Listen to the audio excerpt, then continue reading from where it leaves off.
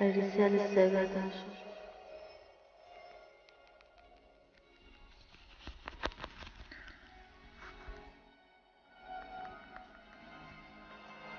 من أنا؟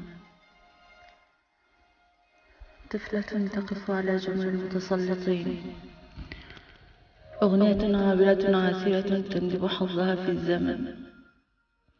منذ أن سلكت طريق الحياة وأنا وحيدة، خضت الألم في بحر من الشرود، حضنت قلبي كي لا يسقط خجلا مني، وحفظت الذكريات البائسة وضعتها في جبين النائم في كفن المجتمع. خلقت عالمي من الصدمة، وارتجفت كتبي وأنا أحمل عبء الخروج من تقاليد الحروف، وهي تخاف الظهور على الأسطر. همومي حملتها في كتاب، حملتها في حروفك، حملتها في مشاعرك الجبارة، حملتها في فكري. حاولت امتلاكك في لحظات ضعفي، لكن أقدار المرء ترغمه على الانصياع للسراب والمجهول.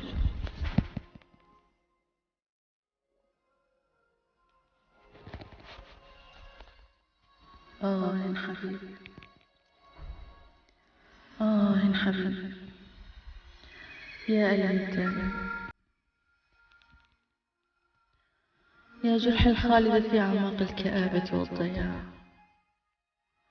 خجلت من أنوثتي، خجلت من أنوثتي. ذات مرة أخذت من النور الطري شعاعا يوصلني إليك، يمضي جروحي الملقاة في كفيك.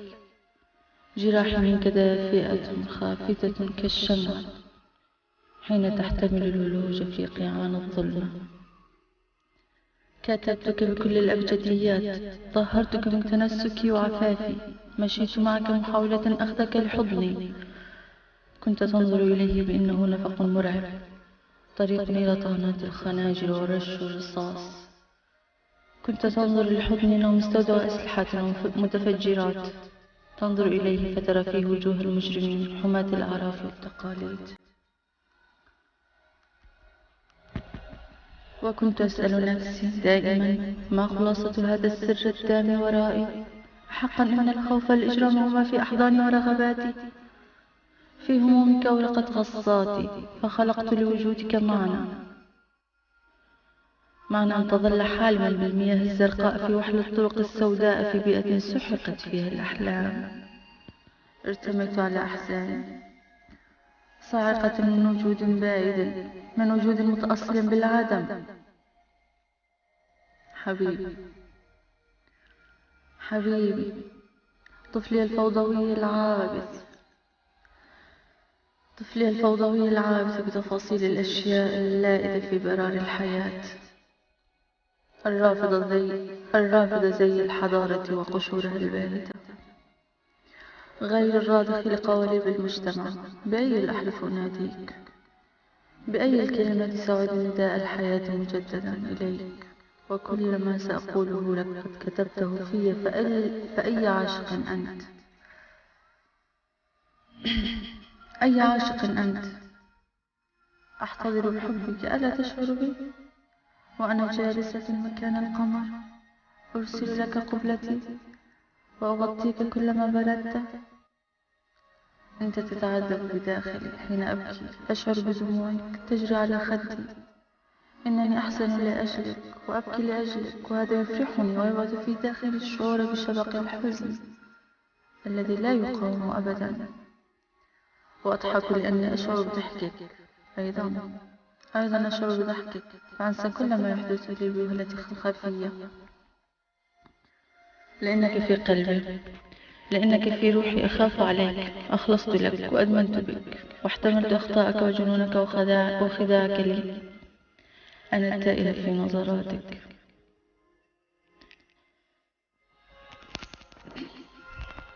أنا التائه في نظراتك. أبحث عن ذاتي فيك، في عينيك أبحث فيهما عن وطن. كل الخرائط وهمية، والجغرافيا أكثر رعبا وسرارا. عيناك كوكب الذي لا يزول من بين الكواكب، ولا تصطدم به المجرات ولا الشهب. وجودي بدونك لا معنى له، حياتي فارغة بدونك، ولا أجد لحياتي أي معنى. أنت من منحت لحياتي معالمها، كنت ملاذا لروحي ومرتعا لخيلاتي، رمزا لتحدياتي ورهاني الصعب مع الأهل والأصدقاء. ألوذ بصمتك، أغرم بسحرك، أرتمي بفضول أنثوي بين تفاصيل كلامك، محاولة إيجاد شبهة تؤدي بي لمعرفة ماضي علاقاتك. إني أنانية في الحب، لأن الأنانية تمنحني شعور الألوهية وتؤجج من مشاعر الغيرة تجاهك. كتبتك أخيرا لأنهيك كما تستعد لإنهاء بكتاباتك. صمتك يسجل لصالحك النتيجة، بينما تبحث في أوراقك عن محصياتك. تستعرض جثثهن بماضيك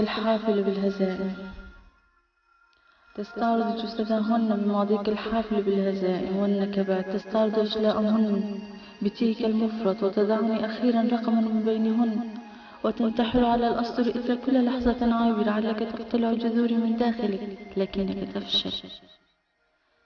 صمتي أكبر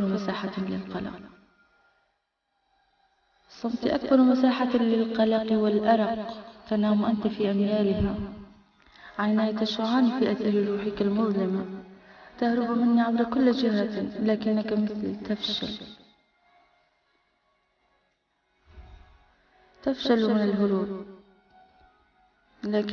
تفشل الهروب وتسقط في درك التذكر من جديد.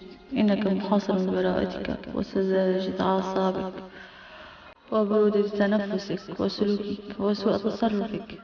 يقتصر الألم الحقيقي على مشاعر حقيقية تختلج في صدورنا، فنقولها مرغمين. لا يليق بنا أن نلوث حبنا بسخافات ناجمة عن شعور بالكبت والإدمان. لا يليق التكلم عنها والتبجح بها وجعلها مبدأ وعقيدة. حين ننشغل بتفاصيل الأشياء فنحن ننسى قيمة الحب التي نعيش لأجله.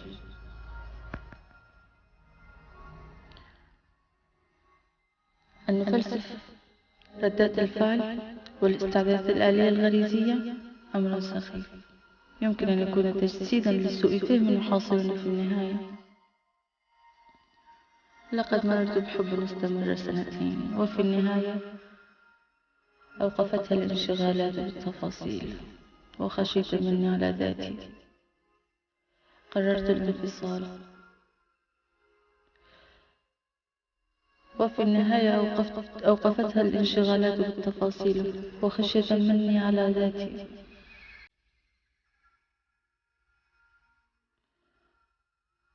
قررت الانفصال عن شخص غريزي لا يؤمن بنقاء الحب، همه في قضيبه وفي أن يراني عريضا تحته، أستجيب لطلباته الدنيئة.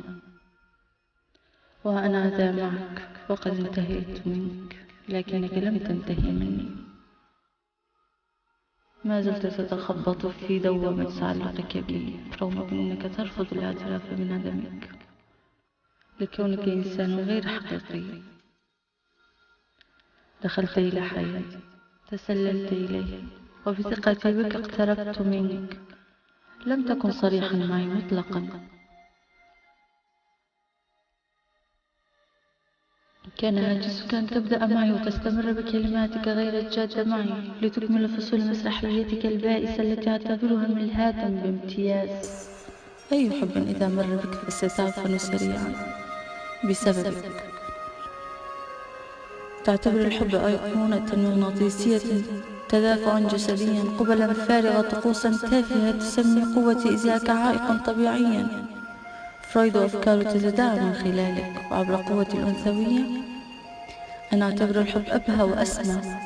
تتحدث عن أساطير وهمية، عن ضياعك، عن فراغ يلم بك، ونتحدث عن حب يسمو إلى درجة الصدق والكمال. حين ستدرك أن روحي عالم الصمت النقي، عالم الحب الرحب، المسافات اللامتناهية. حين ستدرك بعد صلة المرء بالذات الأخرى، يكون عندها قد أدركت ماهية الانتماء للروح. حين ستدرك الفرق بين جسد بلا مدلول وروح تعطي الأشياء ذاتها. عندها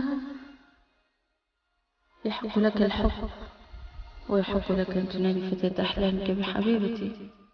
لا أبالغ تعظيم نفسي كما تفعل أنت في كثير من الأحيان، فأنا إنسانة تثق بأحاسيسها دون مغالاة،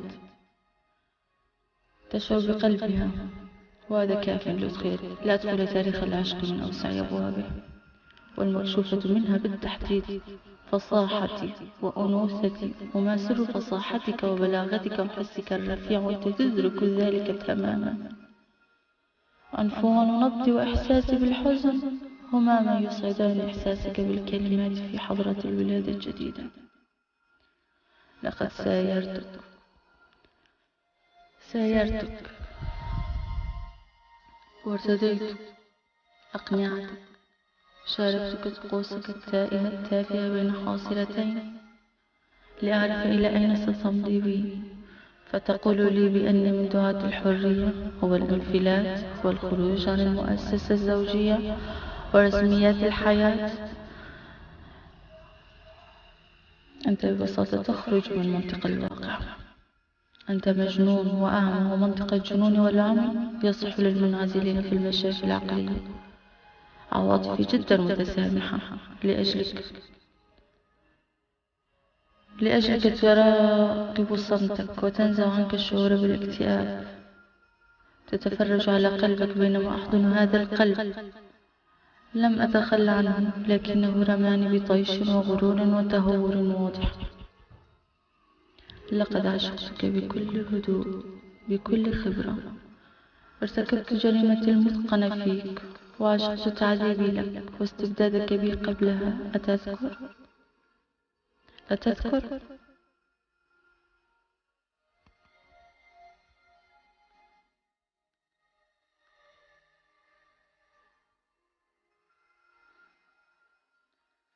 تقاسمت معك النصيب الوافر من العذاب والجرح الذي عانيناه معا. أنت يا من تحمل عناوين السيدات في جعبتك، أنت يا من تحمل عناوين السيدات في جعبتك وفي ملامحك. عن ماذا تبحث؟ وعن أي شيء؟ عن حنان لا تدري من أين حصلت عليه، أم عن قدر ارتميت بين قدميه؟ يا مجنون استدر، يا مجنون استدر وانظر إلي لحظة. هل أنا حقا جزء من ماضيك وتجاربك؟ هل أنا حقا جزء من ماضيك وتجاربك؟ هل أنا ضائع في متاهة آلامك؟ لست بحاجة لإجابتك، فأنت مختلق من إجابات امتياز. إنك مجيد لسن الشرائع الجديدة، قادر بالشدة على خلق الذرائع. يا من تحمل النبوة العاشق ووحي المعذب وثبات المقهور.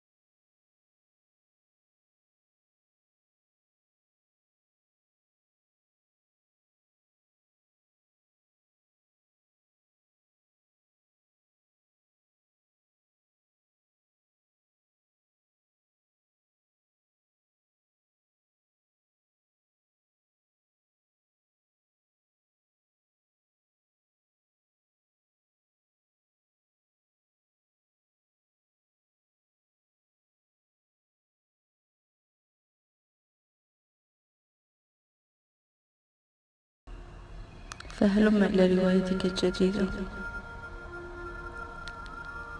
واتركني أستودعك ببطء متعمد.